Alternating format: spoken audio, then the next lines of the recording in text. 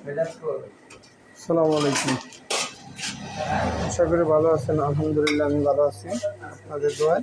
তবে আজকে জালমুড়ি আছে, ফুচকা আছে, এদিকে ছোলা বুট, এদিকে মুরগির খিচুড়ি আছে, আর এইদিকে হালিম আছে।